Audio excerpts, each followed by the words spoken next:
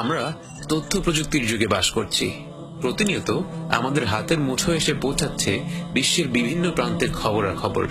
কিন্তু দুঃখজনক বিষয় হলো, বর্তমান সময়ে দুই ধরনের খবর সবচেয়ে বেশি জনপ্রিয় হয়ে থাকে।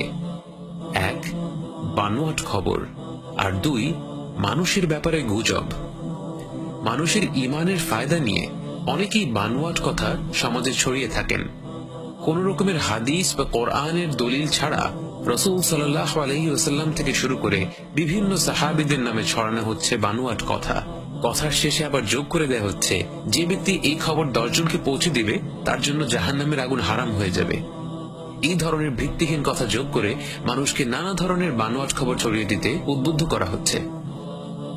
প্রযুক্তির অগ্রগতির ফলে বর্তমানে মিথ্যা শুধু কথার মাধ্যমেই ছড়ায় না, বরং বিভিন্ন ছবিকে নানা সফটওয়্যারের দ্বারা পরিবর্তন করেও অনেক ধরনের মিথ্যা খবর ছড়ানো হচ্ছে। গরুর মাংসের টুকরোর মধ্যে আল্লাহ লেখা, বা শিশু জন্ম হয়েছে তার শরীরের কোনো অঙ্গে আল্লাহ লেখা অবস্থায়, বা রাসূল সাল্লাল্লাহু আলাইহি ওয়াসাল্লামের জামা, চুল, জুতো ইত্যাদি নানা ধরনের কথা বলে এমন কিছু ছবি সামাজিক মাধ্যমে ছড়ানো হচ্ছে যার না তো কোনো প্রমাণ রয়েছে আর না রয়েছে কোনো যুক্তি।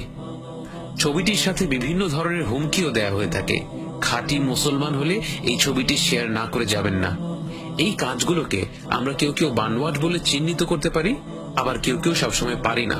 কিন্তু এমন অনেক মানুষই আছেন যাদেরকে নিয়ে এ ব্যাপারে প্রশ্ন করা হলে তারা বলবেন, দেখেন ভাই, কথাটা মিথ্যা হলেও মূল জিনিসটা তো আসলে ভালো। রাসূল সাল্লাল্লাহু আলাইহি ওয়াসাল্লামের জামার ছবিটা যদি আসলেও তার ছবি না হয়, কিন্তু সেই ছবি শেয়ার করলে তো আমার তার প্রতি মহাব্বত বেড়ে যায়। গরুর মাংসের ভেতরে আসলে আল্লাহ লেখা না থাকলেও এটা 10 জন দেখলে তারা হয়তো নামাজ পড়তে উদ্বুদ্ধ হবে। মূল কথা হচ্ছে, আমরা মিথ্যা কথা বলে থাকলেও শেষমেশের পরিণতি হচ্ছে সমাজে ভালো কাজ ছড়ানো। প্রশ্ন হলো, আমাদের দিন কি এই ধরনের ভালো উদ্দেশ্য নিয়ে মিথ্যা কথা বলাকে অনুমোদন দিয়েছে? প্রথমেই আমরা পবিত্র কোরআনের বক্তব্যে নজর দিই। আল্লাহ তাআলা সূরা ইসরাতে বলেছেন, যে বিষয়ে তোমার কোনো জ্ঞান নেই তার পেছনে পড়ো না। নিশ্চয়ই কান, চোখ ও অন্তঃকরণ এদের প্রত্যেকটি জিজ্ঞাসিত হবে। এবং সূরা হুজুরাতে আল্লাহ তাআলা বলেছেন, হে বিশ্বাসীগণ, তোমাদের কাছে যদি কোনো ফাসিক ব্যক্তি কোনো খবর নিয়ে আসে, তার সত্যতা যাচাই করে নাও, যাতে অজ্ঞাতবশত তোমরা কোনো মানুষের ক্ষতি না করে ফেলো। অর্থাৎ কোরআন থেকে শিক্ষা নিলে আমরা বুঝতে পারবো যে একজন মুসলিম হিসেবে আমাদের অবশ্যই উচিত যে কোনো খবর সামনে পেলে তা যাচাই করে দেখা। কোরআনে কিন্তু আলাদা করে ভালো উদ্দেশ্য নিয়ে মিথ্যা কথা বলার কোনো অনুমতি দেওয়া হয়নি। এর কারণ হলো, আমাদের দিন দৃঢ়ভাবে সত্যের উপর গঠিত। এই দিনের আলো ছড়ানোর জন্য আমাদেরকে কোনো ধরনের মিথ্যার আশ্রয় নেওয়ার প্রয়োজন নেই। বিশেষ করে সামাজিক মাধ্যমে বিভিন্ন পেজ থেকে নানা ধরনের তথ্য আমাদের কাছে এসে পৌঁছায়। এই পেজগুলোর বেশিরভাগই কারা চালাচ্ছে, কি উদ্দেশ্যে চালাচ্ছে, এ ব্যাপারে আমরা কিছুই জানি না। তাদের জ্ঞান সম্পর্কেও আমাদের কোনো ধারণা নেই। অতএব আমরা যে কোনো তথ্য শেয়ার করার আগে আমাদের বিশ্বস্ত কোনো মানুষের কাছ থেকে সেই তথ্যের সত্যতা যাচাই করে তারপর সেটা আরেকজনকে জানাবো।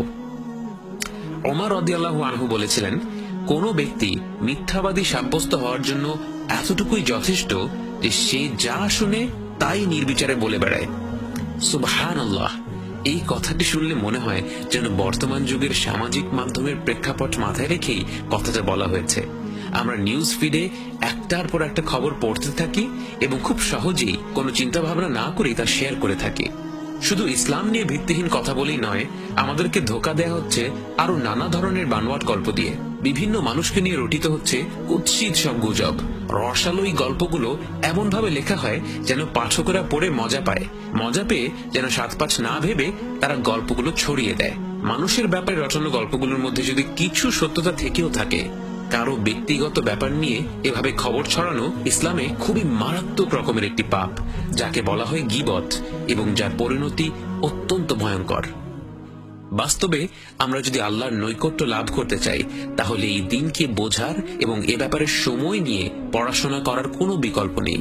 আমরা যখন কোরআনকে বোঝার চেষ্টা করব, তখন দেখব এই কিতাব এত বেশি বিস্ময়কর, এর ভাষা এত নিখুঁত আর মনোমুগ্ধকর যে তখন আমাদেরকে গরুর মাংসের টুকরার মধ্যে অলৌকিক কিছু খুঁজতে হবে না। এই কোরআন এবং রাসূল সাল্লাল্লাহু আলাইহি ওয়াসাল্লামের সুন্নতি আমাদের জন্য যথেষ্ট অলৌকিক হবে। এসব কিছু মাথায় রেখে আমাদের যা করা উচিত তা হলো, 1.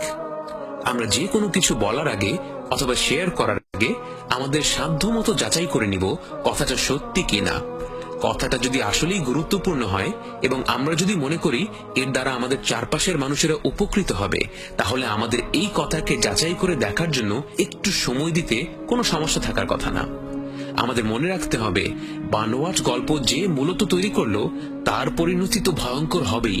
যে যে মানুষ সেই গল্প ছড়ালো তাদেরকেও হাসরের ময়দানে জবাবদিহিতা করতে হবে। অতএব কোনো কিছু যদি যাচাই করা সম্ভব না হয়, তাহলে সেই ব্যাপারে চুপ থাকাটাই শ্রেয়। দ্বিতীয়ত, যে কোনো মানুষের ব্যক্তিগত কোনো বিষয় নিয়ে গল্প ছড়িয়ে পড়লে সেটা থেকে নিজেকে দূরে সরিয়ে রাখুন। এটা কোনো বিখ্যাত মানুষ হোক বা অপরিচিত মানুষ হোক, কারো ব্যক্তিগত জীবনের ঘটনাই আমাদের জানার কোনো প্রয়োজন নেই।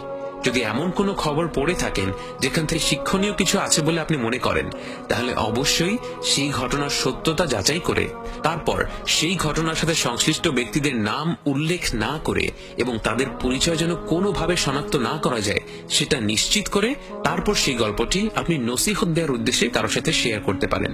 তবে কোনোভাবেই যেন এর মাধ্যমে কারো হক নষ্ট না হয় সেদিকে নজর দিতে হবে।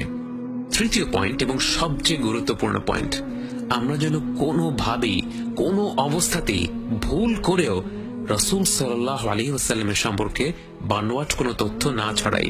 একজন সাধারণ ব্যক্তির ব্যাপারে বানোয়াট কথা বলাই একটি গুরুতর অপরাধ, কিন্তু রাসূল সাল্লাল্লাহু আলাইহি ওয়াসাল্লামের ব্যাপারে মিথ্যা বলা একটি অকল্পনীয় ভয়ঙ্কর রকমের পাপ। এবং এ ব্যাপারে স্বয়ং নবীজি সাল্লাল্লাহু আলাইহি ওয়াসাল্লামই আমাদের সতর্ক করে দিয়েছেন। বুখারীর হাদিসে বর্ণিত আছে, রাসূল সাল্লাল্লাহু আলাইহি ওয়াসাল্লাম বলেছেন, আমার ব্যাপারে মিথ্যা কথা বলা অন্য কারো ব্যাপারে মিথ্যা কথা বলার মতো না। যে ইচ্ছাকৃতভাবে আমার ব্যাপারে মিথ্যা বলবে সে যেন জাহান্নামে তার জায়গা করে নেয়। সত্য এবং মিথ্যার মিশ্রণে তৈরি অগণিত তথ্যের এই ডিজিটাল সমুদ্র যেন আমাদের ভাসিয়ে নিয়ে যাচ্ছে অজানা কোনো গন্তব্যে। এই পরিস্থিতিতে রাসূল সাল্লাল্লাহু আলাইহি ওয়াসাল্লামের একটি পরামর্শই হতে পারে আমাদের জন্য চূড়ান্ত দিক নির্দেশক। মান কানা ইউমিনু বিল্লাহি ওয়াল ইয়াউমিল আখির ফালইয়াকুল খায়রান আও লিয়াসমুত। যে আল্লাহ এবং শেষ দিবসে বিশ্বাস করে সে যেন ভালো কথা বলে অথবা চুপ থাকে।